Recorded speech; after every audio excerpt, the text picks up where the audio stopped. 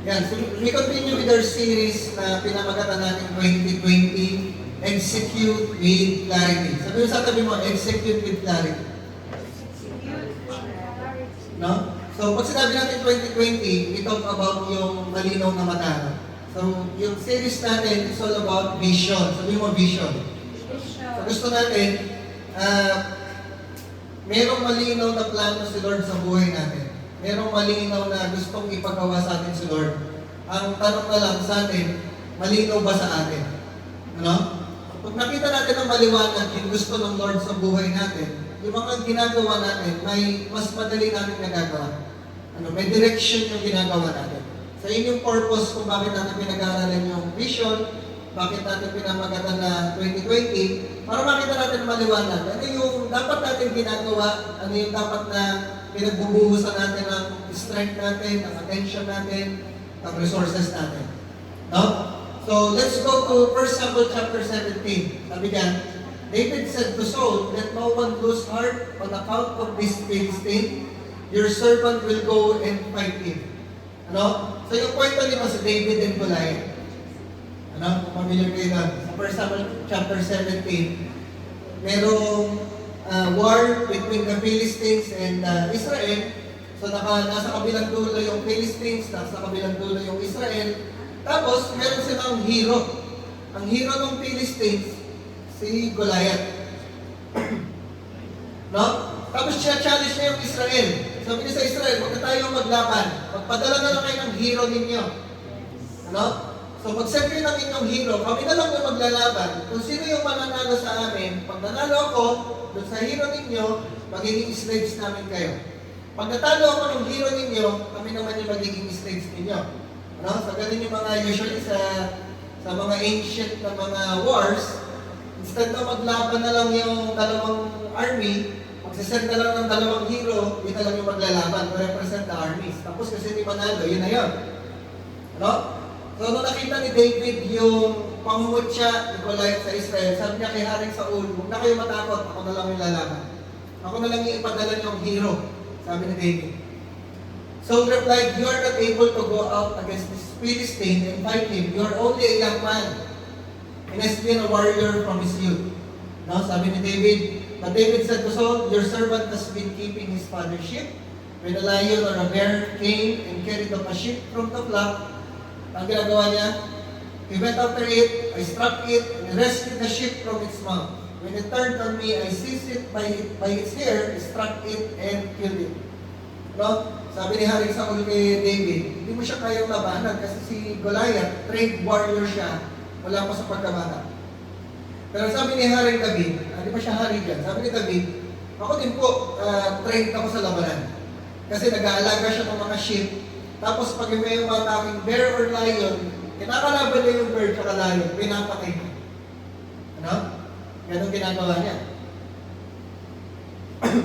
Your servant has killed both the lion and the bear. These are circumcised Philistine will be like one of them because he has defied the armies of the living God. So, ganun yung tapang ni David, ano? Sabi niya, si Goliath, pagiging kagaya lang siya nung bear at lion na pinatay niya. Tanong tayo sa verse, tuloy natin, "The Lord who rescued me from the paw of the lion and the paw of the bear will rescue me from the hand of this Philistine." Saul said to David, "Go and the Lord be with you." So kung paano siya niligtas ng Lord, sabi niya, yung confidence niya, kung paano siya niligtas ng Lord sa bear at sa lion, ganun din siya ililigtas ng Lord kay Goliath. Tanong tayo sa verse 45. David said to the Philistine, magharap na sila, no? "You come against me with sword and spear and javelin, but I come against you in the name of the Lord Almighty, the God of the armies of Israel, whom you have defied. This day, the Lord will deliver you into my hands, and I'll strike you down and cut off your head. This very day, I will give the carcasses of the Philistine army to the birds and the wild animals, and the whole world will know that there is a God in Israel. All those gathered here will know that it is not by sword or spear that the Lord saves, for the battle is the Lord's, and He will give all of you into our hands."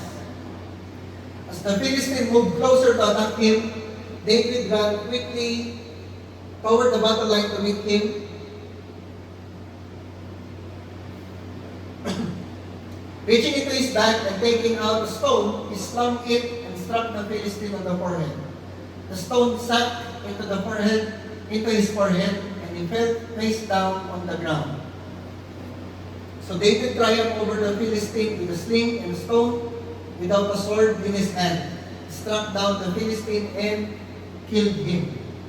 David ran and stood over him. He took hold of the Philistine sword and drew it from the sheath.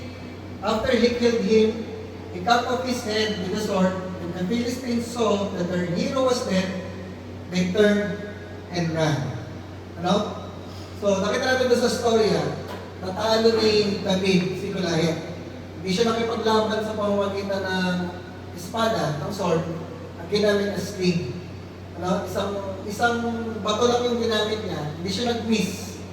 Isang bato lang yung ginamit niya, tumama dun sa noon ni Goliath, lumubog dun sa noon ni Goliath, tapos bagsak na si Goliath. And then, ang ginawa ni David, nilapitan niya, kinuha niya yung espada ni Goliath, pinutol niya yung ulo ni Goliath, tapos nagtakbuhan na yung mga Philistine army. Kung tinuloy natin yung kwento niya, natalo na yung Philistines, naging slave nila yung mga Philistines. Ano?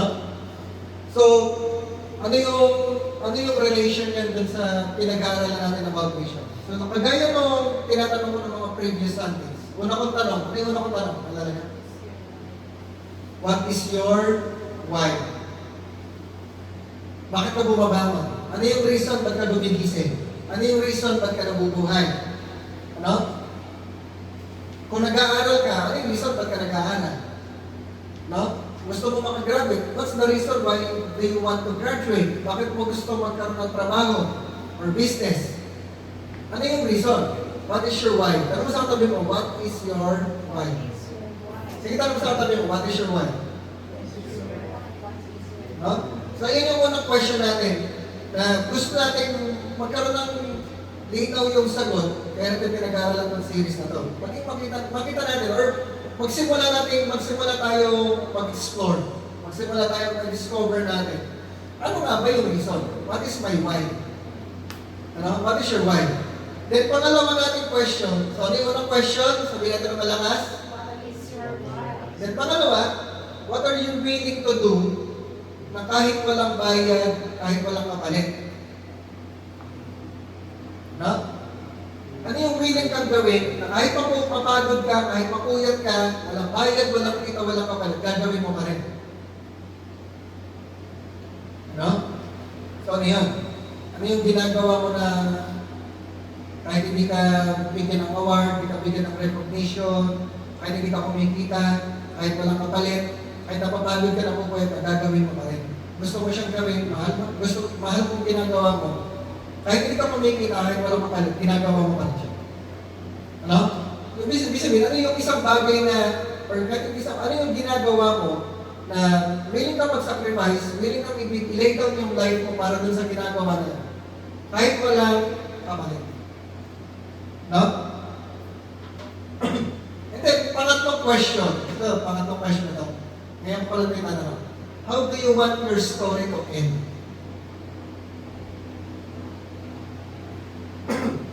No? Yung kwento ng buhay mo, paano mo gusto siya mag-end? Ano? Pag nandun ka na sa burol, pag binuburol ka na, pinaglalamayan ka na. Di ba? Pag pinaglalamayan ka na, ano gusto mong pinag-uusapan ng mga tao? No? Pag pinag-usapan, ano ginawa mo? Pag pinag-usapan, sino ka ba? Ano kaya pag-uusapan nila? Ano? Pag pinag-usapan si Carl, si Marcos, ay si Moses, ay si Vera, ano kaya pag-uusapan nila? Ano? So, yun isa sa mga gusto rin natin pag-isipan, explore natin, paano ba natin gusto mag-end yung life natin? Yung story natin, ano gusto natin maging ending? So, bakit yung tinanong? Sabi sa Acts chapter 13, verse 36, sa CEB, ano ba yung ibig sabihin ng CEB? Nakalimutan ko. Yan, CEB version. Sabi diyan, contemporary English Bible. Okay. Contemporary English Bible. Sabi diyan, David served God's purpose in his own generation Then he died and was buried with his ancestors. So ang commentary kay David, yung ending ng kanyang story, ang sabi sa kanya, he served God's purpose in his own generation.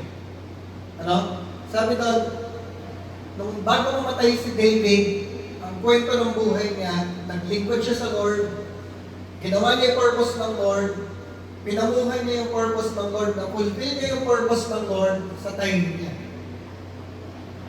Ano? So, pag tinanong natin kay David, ano yung story ng kanyang, ano yung ending ng kanyang story? Ito yun. He served God's purpose in his time, in his generation. Ano? Tayo kaya, pag natapos na yung buhay natin, anong sasabihin sa atin? Ano ending ng story natin? Ano? So yung topic natin this morning is finish well. Sabi sa tabi, finish well. Ano? So, si David, nag-finish well siya. Natapos niya ng maayos yung kanyang life, yung purpose ng Lord sa buhay niya, yung kanyang existence. Maganda yung kanyang ending. Ano? So, ibig sabihin yan kasi, pwedeng maganda yung simula ng buhay natin, maganda yung start ng story natin, maganda yung start ng life natin, pero pangit ang ending. Pwedeng maging pangit yung ending natin. Sabi sa tabi mo, hindi ikaw yun. No? Huwag naman sana, no? Pero, pwede rin naman na pangit yung simula natin. No? Pwedeng pangit yung simula, pero maganda ending. Tama niya? Pwedeng pangit simula, maganda ending. Pwede rin naman, maganda yung simula, sa gitna, pangit, pero maganda pa rin yung ending. No? So, ang goal natin, tayo, bawat isa sa atin na narito, ang goal natin, ang prayer natin, maging maganda yung ending natin. Ano? Kagaya ni David, he finished well, maganda yung ending niya. If you are reading the characters sa Bible, ano? Kung nagbabasa tayo ng Bible, tapos naging familiar tayo dun sa mga characters sa Bible, hindi lahat ng mga characters sa Bible, maganda ending. Ano? So I'm not talking about yung kung paano namatay. Ano? Kasi pwedeng, ikaw, diba sabi natin, ako personally, hindi naman ako takot mamatay. Ayoko lang nung pangit yung pagkamatay ko. Ano? Ayoko masunog sa bahay. Ayoko makulong sa isang bahay na susunog. Ayoko maging ganun yung pagkamatay ko. Ayoko yung masasagasaan ako ng truck, mapipipi yung ulo ko. Ayoko nung ganun pagkamatay. O kaya yung malulunod ka sa pool, o kaya sa ilog, sa dagat. Ayoko nung ganun. Gusto ko yung pagkamatay ko, yung matutulog lang ako, tapos hindi na ako magigising. Usually, ganun tayo gusto natin, ano? Ganun ang death, simple lang. Pero we're not talking about yung kung paano tayo mamamatay. Pinag-usapan natin yung buhay natin. Pag sinamarize yung buhay natin, sasabihin ba sa atin kagaya ni David na he served God's purpose in his time, in his own generation. Ano? So, yung gusto natin, pag natapos yung life natin, pag nag-finish well tayo, sinasabi natin na yung ginawa natin all our life, nag-serve tayo sa Panginoon. Nagawa natin yung pinapagawa ng Lord. Nagawa natin yung purpose ng Lord sa buhay natin. Kahit na may bandang dulo na lang, kahit bandang huli na lang, pero at least, nag-serve tayo sa Lord, sumunod tayo sa Lord, nagtubay tayo sa Lord. Nalala natin yung kwento, no? Diba merong nakapako si Jesus sa cross? Tapos merong dalawang criminal sa left at right niya. Di ba? Isang criminal, mamamatay na lang siya, di pa siya naniwala kay Jesus. Pero yung isang criminal, naniwala siya kay Jesus. No, sabi sa kanya ng Lord, today you will be with me in paradise. So, yung isang criminal, pangit ang ending. Yung isang criminal, kahit criminal siya, maganda yung ending niya. Kasi sabi sa kanya ni Jesus, dadalhin siya sa paraiso.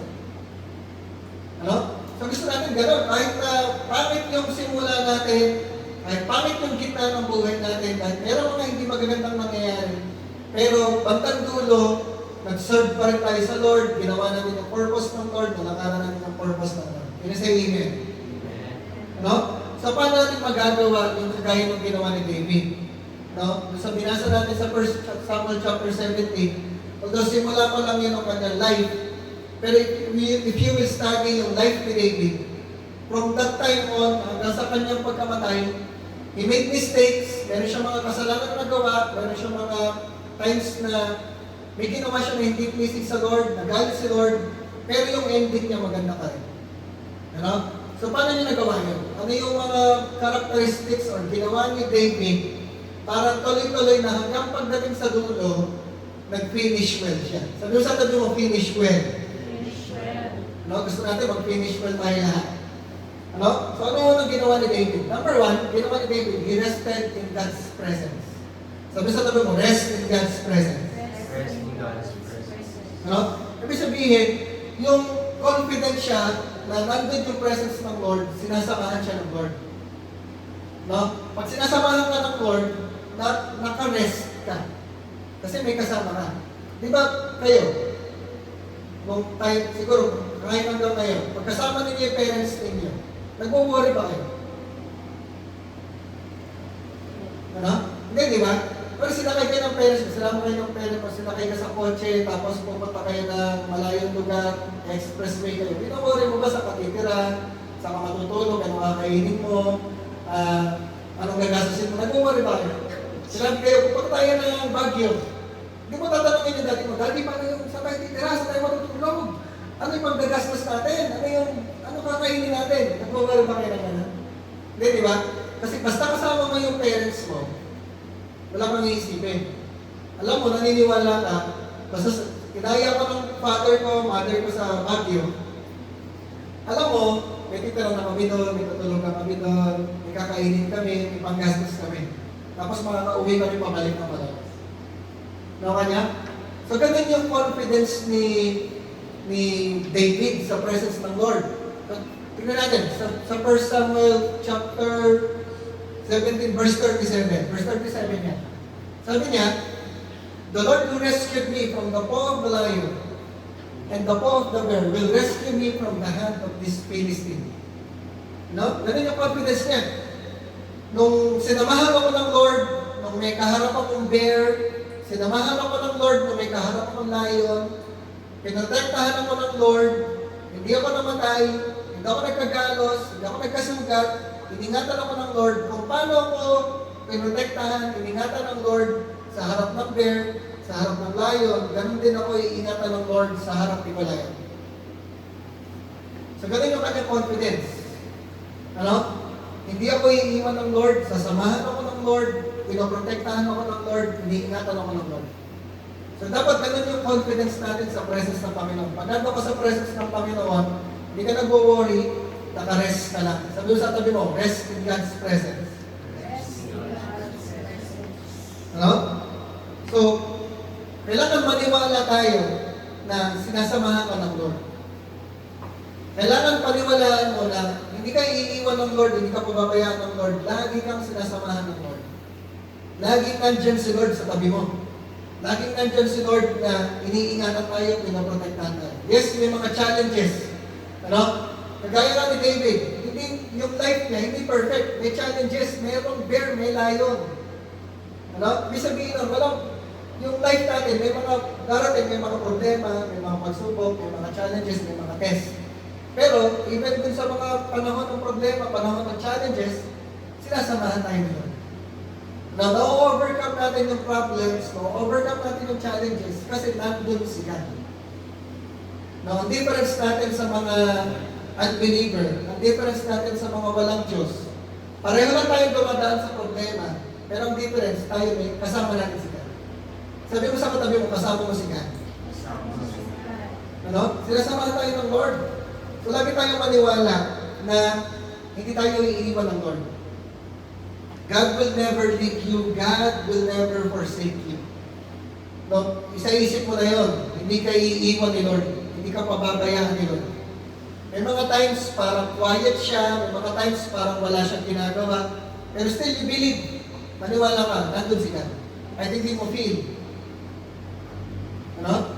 Kahit hindi mo siya nararamdaman, kahit hindi mo siya naririnig, nandun si Lord. Sinasamahan ka ng Lord. No?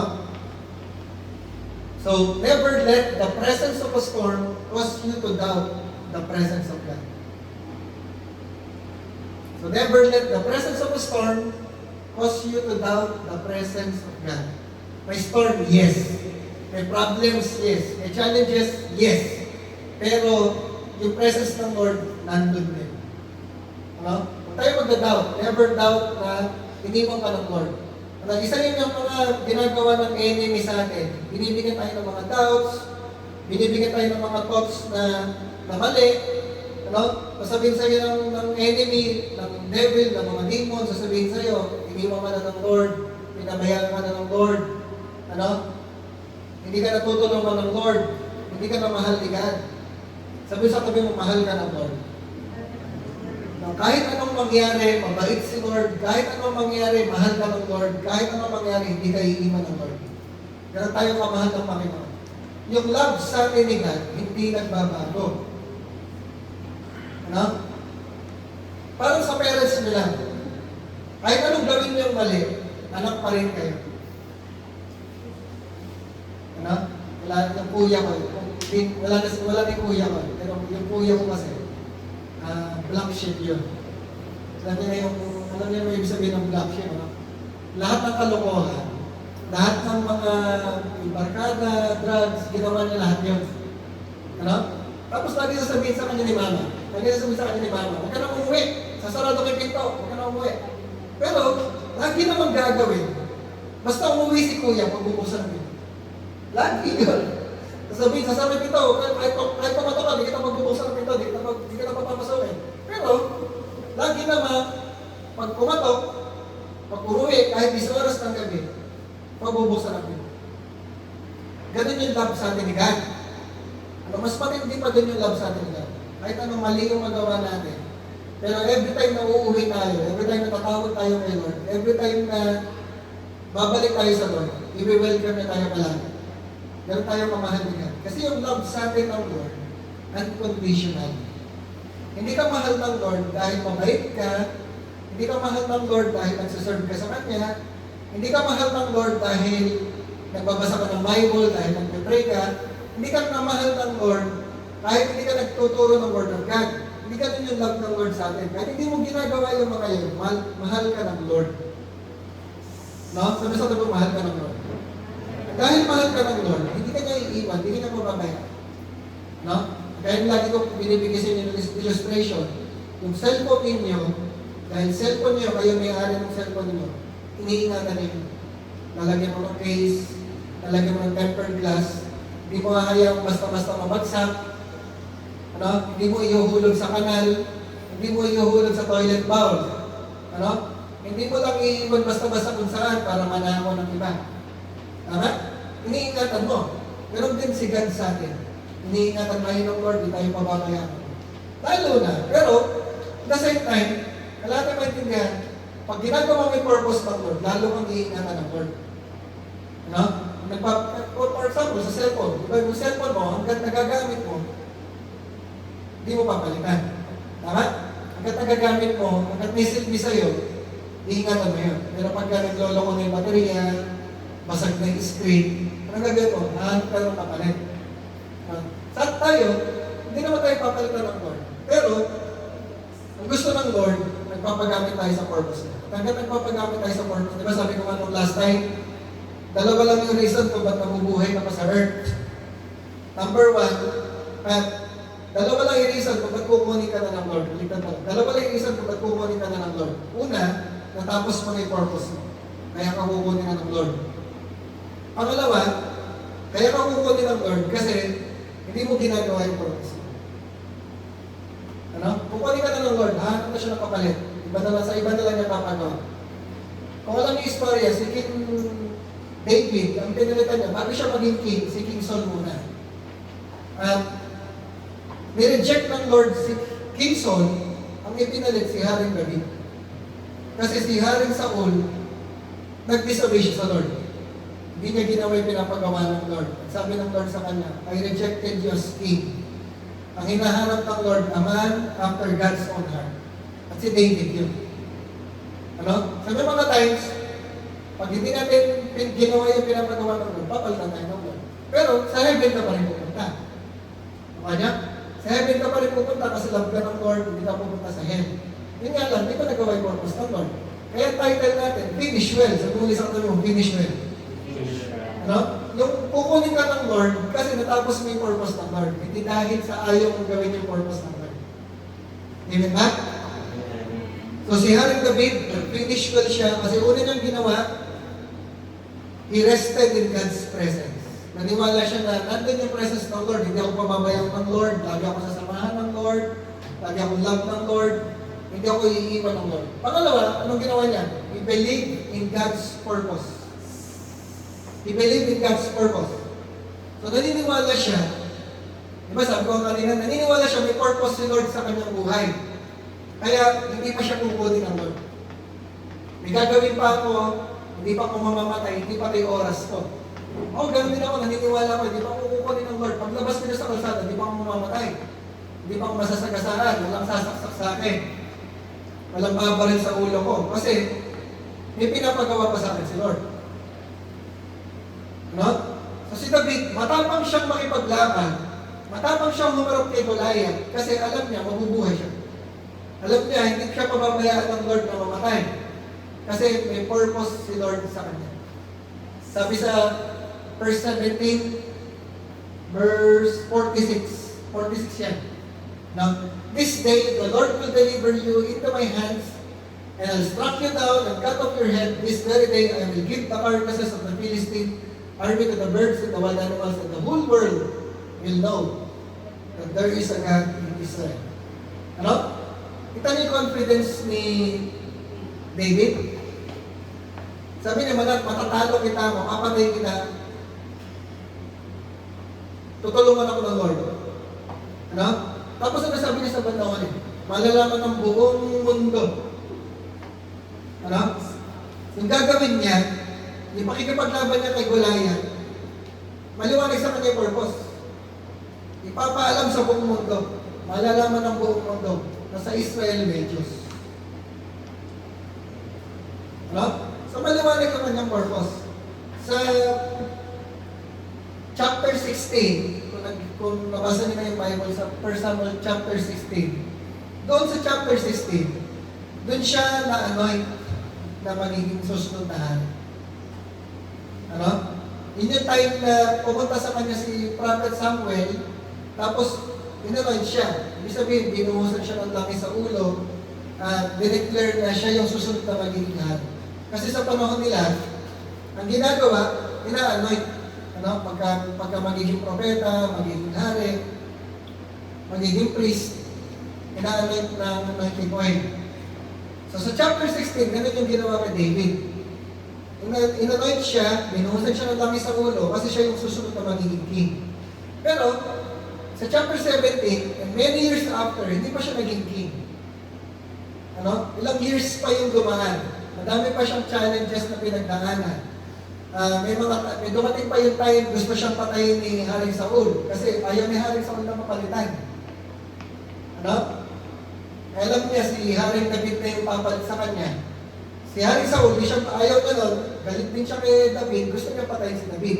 Si David, anong ginawa ni David? Nagtago siya sa kuweba. Ganun katindi yung mga pinagdaanan ni David. Pero, naniwala siya, darating yung time, magiging king siya. Darating yung time, ililid niya yung nation of Israel. Ano? Yun yung reason, ba't siya nagpatuloy? Kahit may giants, kahit may problems, kahit may challenges, kahit gusto siyang patayin, tuloy-tuloy pa rin siya nagsiserve sa Lord, tuloy-tuloy pa rin siya naniniwala sa Lord kasi naniwala siya may purpose si Lord sa life. No? So sa isip niya, yung Israel hindi pwedeng matalo. Sa isip niya, yung Israel hindi pwedeng maging slave ng mga Philistines. Kasi nga, magiging hari pa siya. Ano? So naniniwala siya sa purpose ng Lord. Sabi mo sa tabi mo, maniwala ka sa purpose ng Lord. Ano? May purpose si Lord sa bawat isa sa atin. Ano? Sabi mo sa tabi mo, may purpose si Lord sa buhay mo.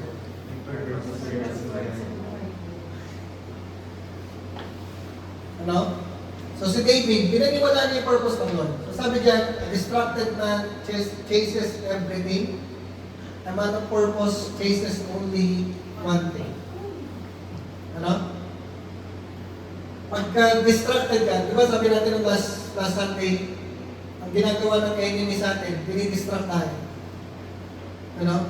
Dinidistract tayo sa mga trophies, mga personal needs natin, yung mga good ideas, para ma-distract tayo dun sa purpose ng Lord. Ano? Pag distracted ka, hindi mo alam yung purpose mo, hindi maliwanag sa iyo yung purpose ng Lord, gagawin mo, ang dami mong hahabulin. Ang dami mong i-chase. Gusto mo maraming likes sa Facebook, yung mga ganon. Gusto puro kailangan content, kailangan mag-trending, kailangan sumikat, i-chase niya yun. Diba, gusto kong yumaman, gusto kong magkaroon ng bahay at lupa, gusto kong pera, gusto kong magkaroon ng magaganda sa sakyan, mag-upload ako, mag-forward ako sa abroad. Diba, gusto kong I want to be a career person.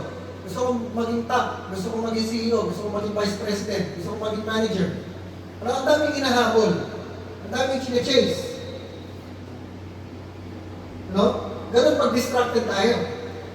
Pero pagka maliwanag sa inyo yung purpose ng Lord, alam mo lang kung ano yung dapat mong gawin. Meron kang direction. Sabi mo sa akin mo, direction. No? Maliwanag sa iyo yung dapat mo lang, kung ano lang yung dapat mong ginagawa, alin yung mga dapat na hindi mo ginagawa, ano yung dapat mong hinahabol, ano yung mga bagay na hindi mo dapat hinahabol. Ano? So, kailangan pa rin natin mag-school, kailangan pa rin natin mag-aaral, kailangan pa rin natin magtrabaho, kailangan pa rin natin mag-business. Pero, pag alam yung purpose ng Lord, maliwanag sa iyo yung school, yung work, yung business, kung ano man yun, it's just a tool.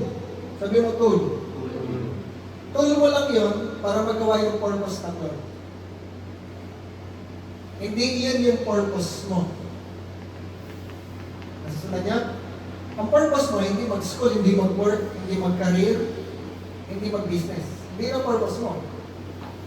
Tool lang yun para magawa mo yung purpose ng Lord. Kaya ka nag-school, kaya ka nag-work, kaya ka may career, kaya ka nag-business. It's a tool to help you fulfill God's purpose. Tama niya? Ano? So yung work ko, kaya ako nag-work kasi pag ito ako nag-work, wala kami kakainin, wala kami maggasta, hindi ko magagawa yung purpose ng Lord pag wala kami kinakain. Diba? Hindi ko magagawa yung, dito, yung mga gastos dito, hindi natin mapoprovide yung gastos dito, wala ako mag-work. Pero yung work ko, hindi yun ang purpose ko. No? Ang sustain lang yun sa purpose ng Lord sa life ko. So pag meron tayong direction, meron tayong purpose, nagiging malinaw. Hindi ko, ibig sabihin, hindi ko kailangan mag-abroad. Ako, sa akin personal ko yun. Hindi ko kailangan mag-abroad kasi hindi yun ang purpose. Hindi ko magagawa yung purpose ko pag nag-abroad ako. No? So hindi ko, inalis ko na sa isipan ko yung pupunta ng Amerika, pupunta ng Australia, Canada. Wala na sa isipan ko yun. Kasi hindi yun ang purpose ko. Hindi na pinapagawa sa akin ng Lord. So, pag alam mo yung purpose ng Lord, medyo actually mas nagiging mas nare-relax ka. Mas nare-relax ka kasi hindi ka habol ng habol doon sa mga dapat mong hindi mo naman dapat hinahabol. Ano? Hindi ko kailangan magpaka-milyonaryo. Kasi hindi na purpose sa akin ng Lord. Hindi ko kailangan magpakapagod ang magpakapagod para magkapera kasi hindi yun ang purpose ng Lord sa akin. Ang pinapagawa sa akin ng Lord, mag-preach ng gospel, mag-preach ng word of God, mag-share kay Jesus, mag-share sa mga tao tungkol kay Jesus, mag-disciple ng mga tao. Yun yung pinapagawa sa akin ng Lord. So, everything na binibigay sa akin ng Lord, it's a tool. Yung sasakyan ko, kaya ako may sasakyan, panghatid. No? Pambayad ng upa dito, pambayad ng kuryente dito. Yun ang, kaya ako may sweldo.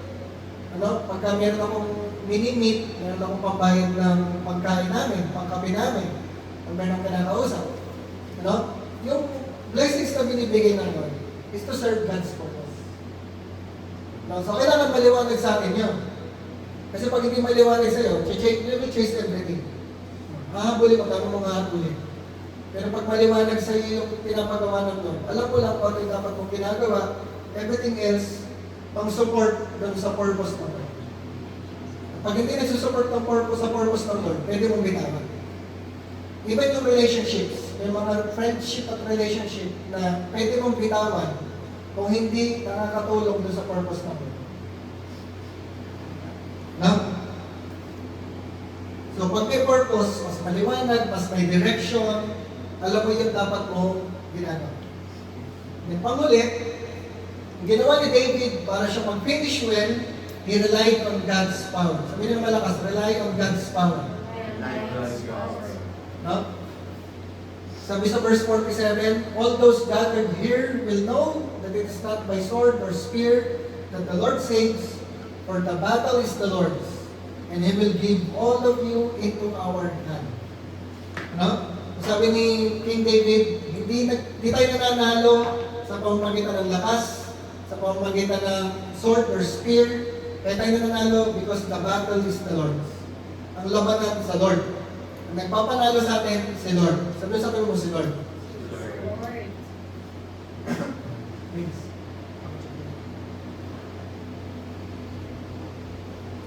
Yan. So si Lord yung nagpapapanalo sa atin. So ibig sabihin nun, si Lord yung kumikilos sa life natin para magawa natin yung purpose ng Lord.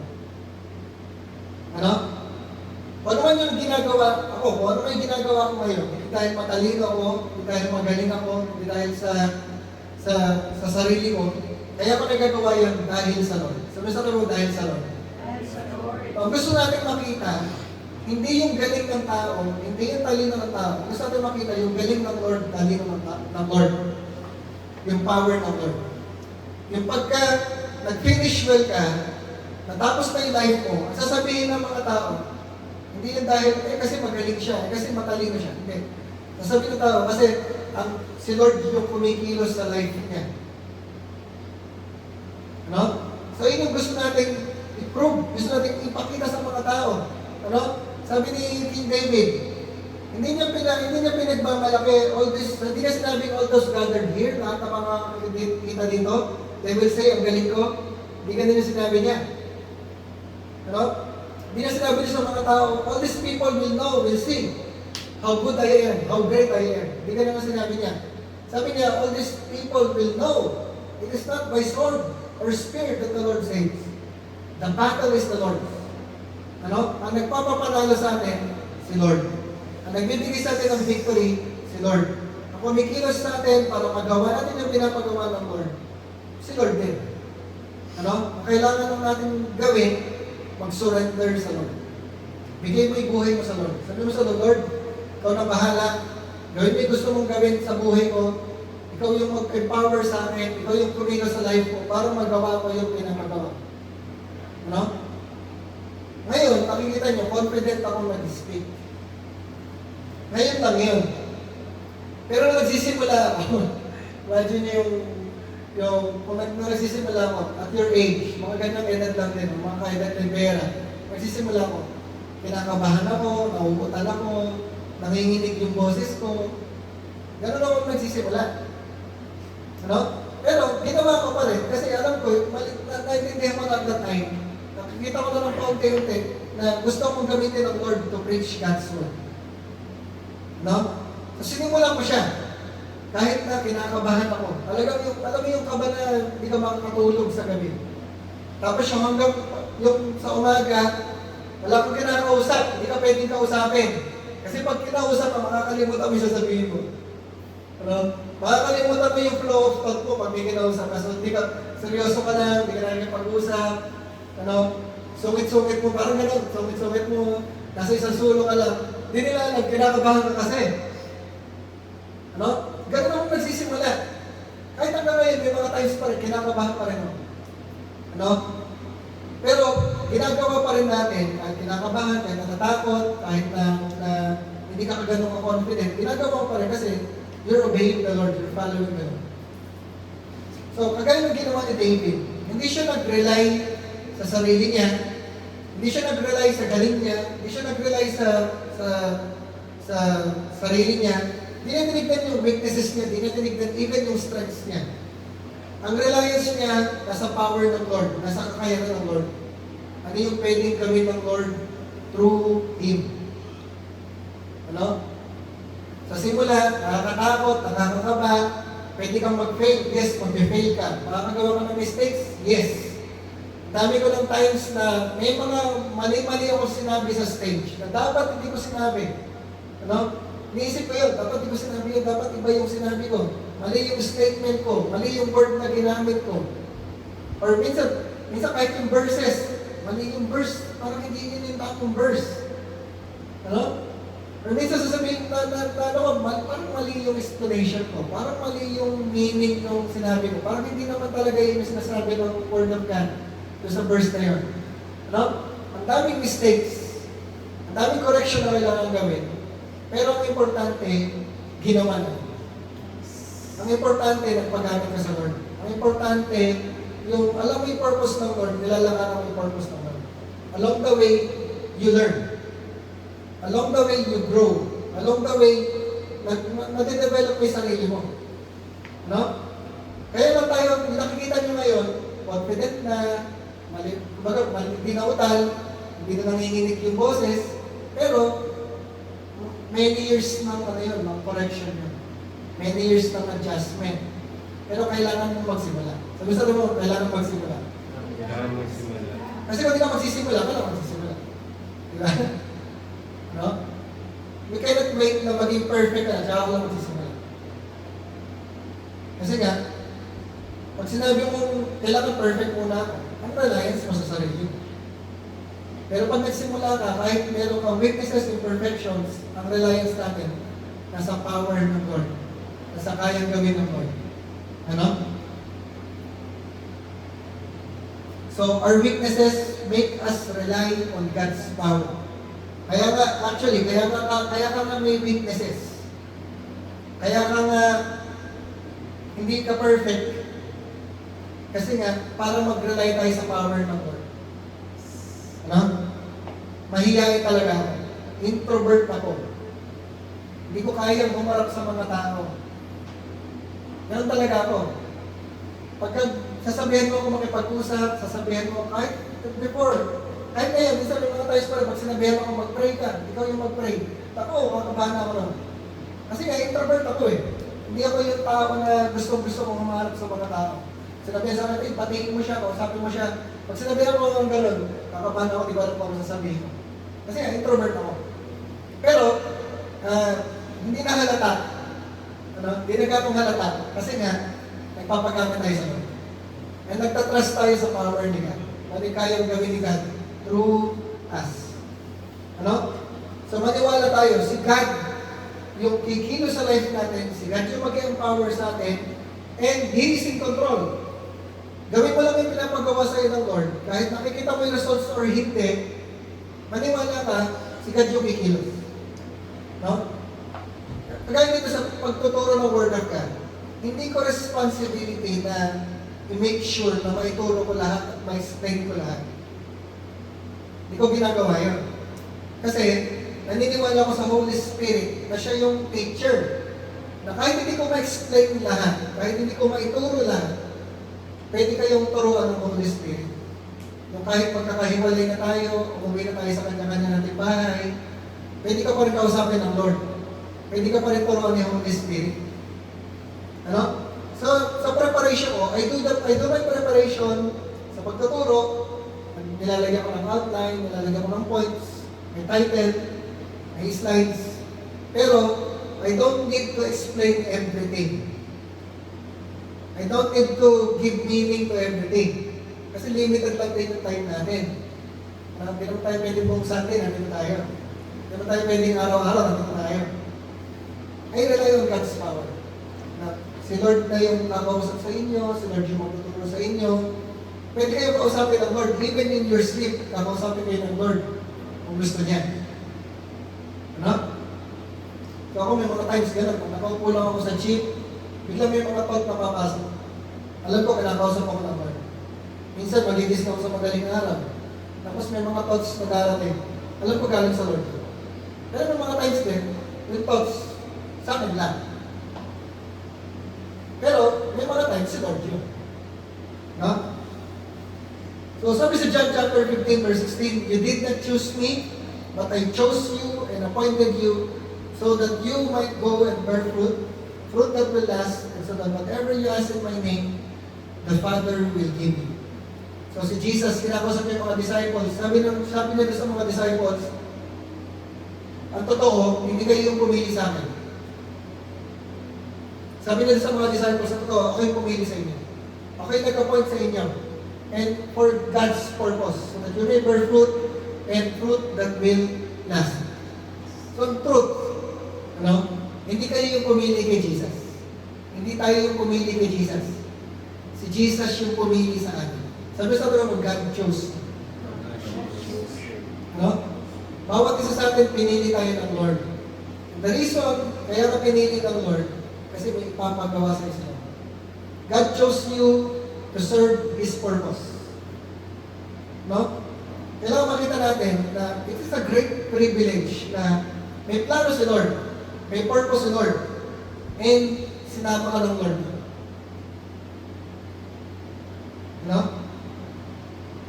I really thank God. Lord, thank you. Sinama mo ko sa purpose. Pwede naman wala ka ng silbi. Pwede naman mabuhay ka na sa earth, tapos okay na, gano'n na lang. Pwede naman gano'n lang. Pero it is a great privilege na hindi lang tayo pinanganak dito sa earth, pero pinili tayo ng Lord, sinama tayo ng Lord sa plano niya, sa purpose niya. At gusto tayong gamitin ng Lord para mangyari yung plano niya at yung purpose niya. Hindi mangyayari yung wala. Sabi mo sa katabi mo, pinili ka ng Lord. Pinili ka ng Lord. Pamuli, sa John chapter 10 verse 10, sa New King James Version, sabi dyan, "The thief does not come except to steal, to kill, and to destroy.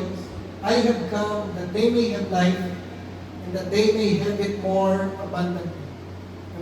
Yung devil, yung thief dyan, yung devil yun. Ang ginagawa lang ng devil, magnakaw, pumatay, sumira. Yung life natin kung wala si Jesus, masisira lang. Mawawasak lang. Yung mga nakikita nyo sa Facebook, hindi lahat yung totoo. Tama? Hindi lahat yung totoo. May makikita ko sa Facebook, kumakain isang family, naka-smile lahat. Kumakain sa masarap na restaurant, pumapasyal sa mga magagandang lugar. Pero totoo na, nag-aaway yung mag-asawa na yun. Kala ko lang masaya sila. Nakabili sila ng iPhone, pero totoo lang, utang lang yun. Tapos iniisip niya, paano niya babayaran niya.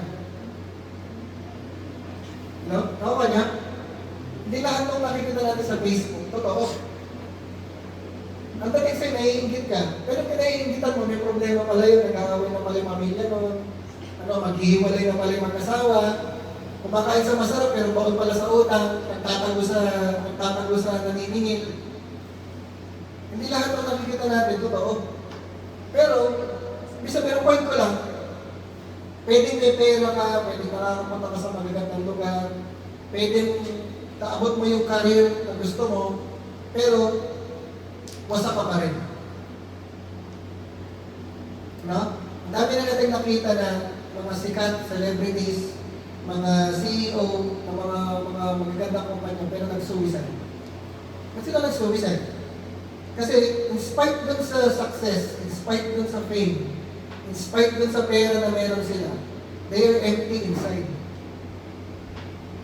Yung sinasabi kong destroyed. May pera ka, sikat ka, kilala ka, pero in the inside, empty ka, destroyed. Pero ang promise ni Jesus, sabi niya, "I have come that they may have life, and that they may have it more abundantly." Sabi mo sa mga abundant life. Ang promise ni Jesus sa atin, nung pagpunta niya sa earth, hindi na siya mamamatay sa cross para mapunta tayo sa heaven, pero magkaroon tayo ng abundant life sa earth.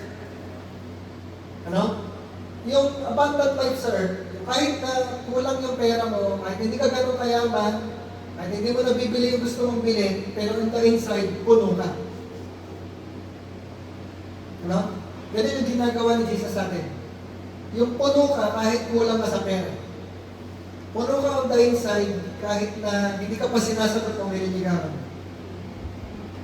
Kumpleto ka kahit wala kang kasama. Ano? Yung puno ka mindset, kompleto ka, kahit na wala kang sweldo. Kasi ang puno-puno sa'yo, hindi pera, hindi relationships, hindi kasikatan. Ang puno-puno sa'yo si Lord. No? Ang reward sa atin ng Panginoon, pinangakuha tayo ng Lord ng reward. Nung pag nag-serve ka sa Kanya, pag ginawa mo yung purpose ng Lord, pupunuin ka niya, bibigyan ka niya ng abundant life. Yung life na puno ng peace, puno ng joy, puno ng love, kompleto ka kahit mag-isa ka. Pero kasama mo si Lord. No? Pero, maniwala kayo, may reward. Sabi sa akin, may reward. No? Meron din naman sinabi sa verse sa Bible. No? Ano sabi doon? Delight yourself in the Lord, and He will give you the desires of your heart. Ano? May promise na ng Word of God. Delight yourself in the Lord, He will give you the desires of your heart. Di mo alam yung babae na pinapangarap mo, hindi nyo bibigay sa'yo ng Lord. Ano? Yung mga bagay na pinapangarap mo sa isipan mo, pwedeng ibigay yun sa'yo ng Lord. Pero sinasabi lang sa'yo ng Lord, unahin mo siya. Unahin yung purpose ng Lord. Ako, madami na ako, hindi ko yung mga pangarap ko dumating na hindi ko nakapunta ako ng Taiwan, nakapunta ako ng Vietnam, nakailang balik na ako sa Malaysia. Kasi nag-provide si Lord. Reward yun ng Lord. Hindi ko kailangan gumastos ng malaki, hindi ko kailangan mag-ipunan, hindi ko kailangan magpaguran, pero nagawa ko. Ano? And I believe marami pang ibibigay ng blessing si Lord sa amin, sa family namin. Kailangan na namin gawin, magtuloy-tuloy na mag-serve sa Lord, magtuloy-tuloy na gawin yung pinapagawa ng Lord. Kasi pag maliwanag yung pinapagawa sa iyo ng Lord, yun lang yung ipapursuit. Yun ay habulin. Yung ibang mga bagay, hindi ko kailangan habulin yung makapunta ng Amerika, hindi ko kailangan habulin yung makapasyal sa mga magandang lugar. Darating yun. Basta inuuna ko yung pinapagawa ng Lord. Kasi amen? Yan. So tayo na tayo lahat. So finish well. Gusto ng Lord, ma-finish natin yung purpose, yung reason ng Lord kung ba't na tayo dinala dito sa earth. Kung ba't tayo pinanganak sa earth. Gusto ng Lord, bawat isa sa atin dito, pagdating ng ending ng story natin, maganda yung ending ng story natin. Not because nabili mo yung mga gusto mong bilhin, natapad yung mga pangarap mo, but because we serve God. Because we fulfilled yung God's purpose. Dahil nasama tayo sa purpose ng Lord, ginawa natin yung pinapagawa sa atin ng Lord. No? Yun yung gusto natin na maging ending ng life natin. Nasasabihin sa atin ng mga tao na yan, nag-serve yan sa Lord. Nasabihin sa atin ng mga tao, yan, naglingkod yan sa Panginoon. Yan, ginawa niya, pinapagawa sa Kanya ng Lord. Ano? And even pagharap natin sa langit, pagharap natin kay God, sasabihin sa atin ng Lord, well done, good and faithful servant. Ano? Let us pray. Lord, we just thank you, Panginoon, sa inyong word. Thank you sa inyong presence. Thank you, Lord, sa pagkausap ninyo sa amin. Thank you po sa revelation, sa understanding. Thank you po sa pagsama ninyo sa amin, Panginoon. And we just thank you, Lord, for choosing us to be with you. Thank you, Lord, for choosing us and appointing us for your purpose. Thank you for including us in your plans and purpose. Even this morning, we continually commit ourselves to you. We surrender our lives to you, Lord. Nagre-rely kami sa inyong power. Naniniwala kami, Panginoon, sa purpose mo sa aming mga buhay. And even, Lord, we are resting in your presence. Continue to use us to advance your kingdom. Continue to use us to execute and fulfill your plans and purpose on earth. Let your will be done in our lives, Panginoon. Hindi po yung isipan namin ang masunod, hindi yung agenda namin ang masunod, hindi yung emotions namin ang masunod, kundi kayo po ang masunod sa aming mga buhay. You're our King, you're our God. We belong to you, our lives belong to you, Lord God. Patuloy na ikaw ang maghari, and we pray, we declare, Lord God, every people will see, every people around us will see that it is you who is working in our lives. It is you who is in our lives. And they will see, ikaw, Panginoon, ang pinaglilingkuran namin. Ikaw ang aming Diyos. Na ang Diyos namin ay totoo, ang Diyos namin ay buhay, ang Diyos namin ay makapangyarihan. We thank you, Lord. We honor you. Even, Lord, we declare favor upon favor sa aming mga buhay, sa aming mga family. We declare blessings upon blessings. We declare your protection. We declare healing. Even, Lord, sa mga challenges, sa mga problems, we declare, Panginoon, you are with us. We will overcome. We are more than conquerors because you are with us. Thank you, Lord, that you will never leave us. Thank you, Lord, that you will never forsake us. Thank you for your unconditional love, for your abounding love. Thank you, Lord, for the abundant life that you have given us. We honor you and we love you. We pray and declare all these things in the name of the Lord Jesus Christ. Everybody say, Amen. Ang pangalan ng Lord.